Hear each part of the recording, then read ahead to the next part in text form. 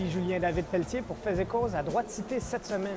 Pour ou contre l'abolition des cégeps au Québec? Le candidat à la chefferie du Parti libéral, Pierre Moreau, avait soulevé cette question en débat il y a quelques semaines. Nous le recevons d'ailleurs à titre de juré cette semaine, ainsi qu'Éliane Laberge, présidente de la Fédération étudiante collégiale du Québec. Un débat qui s'annonce chaud. Bon débat. Vous avez mal compris la statistique. En fait, la statistique, c'est que les diplômés du secondaire, il y a 91 % qui se dirigent vers des études postsecondaires. Peut-être qu'on a mal compris la statistique, peut-être qu'elle avait été mal exposée. Reste que 91 % des étudiants vont au cégep, mais seulement 59 % des 91 % qui y vont en sortent. Or, en effet, en 69, les cégeps ont été créés de manière à ce que les masses puissent s'éduquer au-delà du secondaire 5 ou de la 12e année à l'époque. Alors, quand on regarde, comme je disais, les cégeps qui ont un plus haut taux de technique, c'est en région.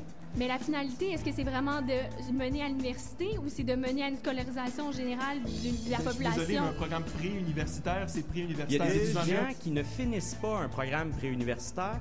Pourquoi? Parce qu'ensuite, ils s'en vont faire des techniques. Ils découvrent des domaines d'activité. Il y a des gens qui vont faire sciences humaines, qui vont dire finalement, j'ai réussi à avoir les notes que j'avais pas au secondaire et je m'enligne vers technique policière.